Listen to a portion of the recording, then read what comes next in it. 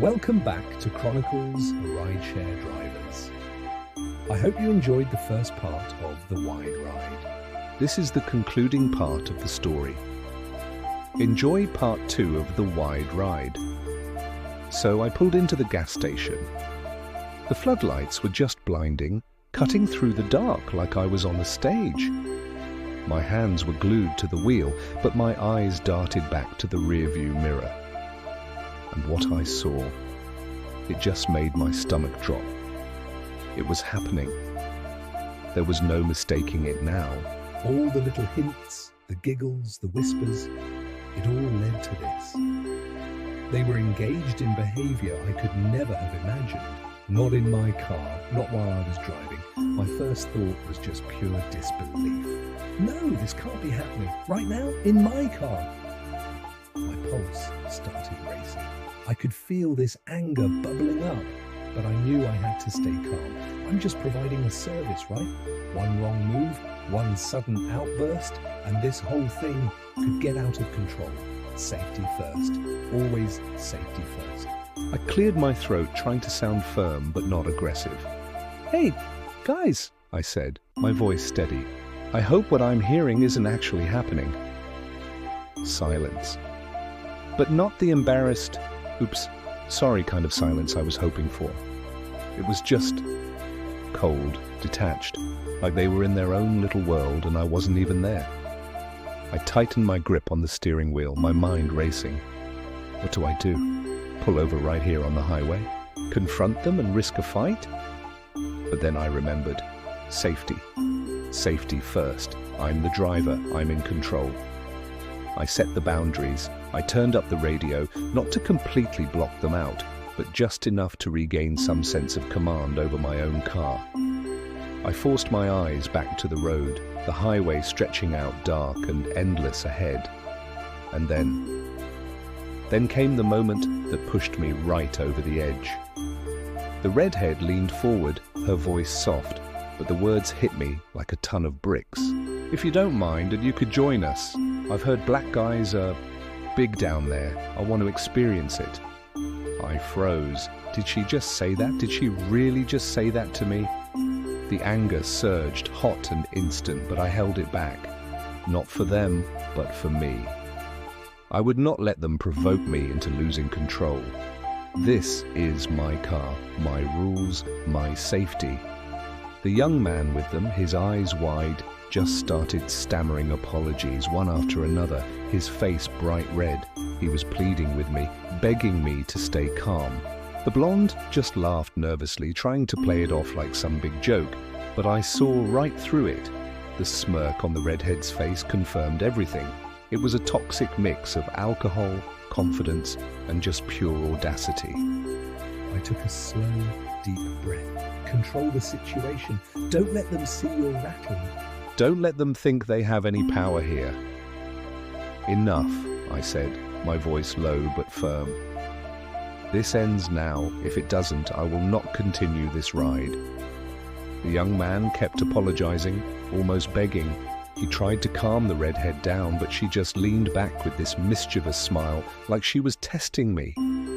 My teeth were clenched. I had to remind myself again. Safety first. Boundaries are not negotiable. I let the silence hang in the car for a few seconds. The tension was so thick, you could cut it with a knife. It was a battle of wills. My heart was pounding, but my hands stayed firm on that wheel. I knew what I had to do. I could end the ride, leave them on some highway exit, or I could take back control and get them to their destination safely while making my authority crystal clear. The choice was obvious. Safety first, for them, for me, and for the integrity of this car. With the gas station lights casting these long shadows, I said it again, more firmly this time. "This stops now, or I pull over, end the ride, and report this to the company. Understood?" Finally, some reluctant apologies were muttered. The redhead leaned back, her smirk finally gone, replaced by a slightly guilty look. The tension was still there, but I had regained just enough control to keep driving. As I merged back onto the highway, my mind was still reeling. The disrespect, the sheer nerve of it all. Every mile felt like a meditation on boundaries and respect. My pulse started to slow down, replaced by this grim determination. I would get them safely to their destination, and I would not let this one ride define me or my car. The city lights stretched out ahead, a ribbon of gold and white against the dark highway. The car was quiet for the first time in what felt like forever. The immediate crisis was over, but that tension still lingered like a bad smell. I focused on driving, hands steady, eyes scanning the road. My passengers were finally subdued. The young man would mutter a quiet apology every now and then. The redhead just stared out the window, and the blonde leaned back and let out a soft sigh, her nervous smile gone. I kept the radio low, just the hum of the tires on the asphalt. Every instinct told me to stay alert, but they seemed to finally understand the line I had drawn. As we drove, I just kept thinking, how can people be so brazen, so disrespectful? I've had thousands of rides, people laughing, crying, arguing, but this crossed a line I never even knew existed. But in the middle of all that frustration, I felt a weird sense of relief. I had handled it. I had maintained control. I had set my boundaries and enforced them. My family's car, my space, my rules, they were protected. In those quiet moments, I did what I often do on tough nights. I said a small prayer. Lord, thank you for my safety. Thank you for the wisdom to handle this, just a small, sincere prayer to ground me. As we neared downtown, the streets got busier. The neon signs were glowing. My pulse, which had been frantic, finally settled.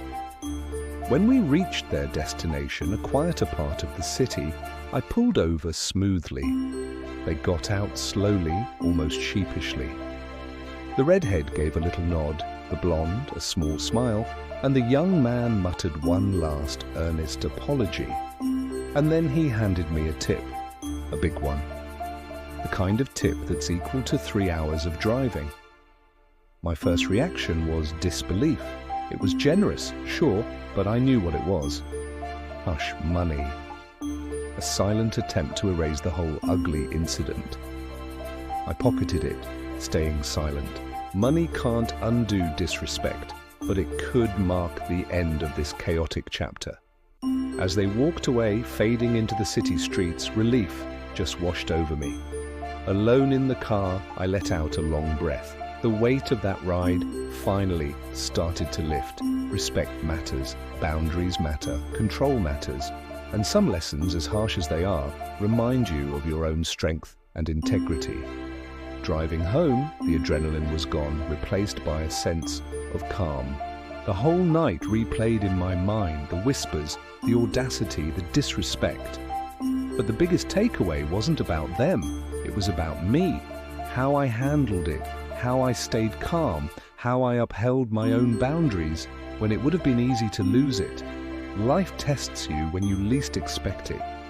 Tonight was a test of my integrity, and I passed, not for anyone else, but for myself. I thought about my family, my kids who play in this very back seat, my wife who trusts me to come home safe. Protecting that legacy of safety and honor is more important than any tip or insult. As I pulled into my driveway, I felt a sense of closure. The ride was over, the passengers were gone. But the lessons stayed with me. Respect, integrity, and safety are non-negotiable. And sometimes the most important lessons are delivered on the most unexpected rides. I stepped out of the car, feeling the cool night air. I was grounded, calm, and ready for whatever ride came next. Thanks so much for watching. If you enjoyed this story, please hit that like button and subscribe to the channel.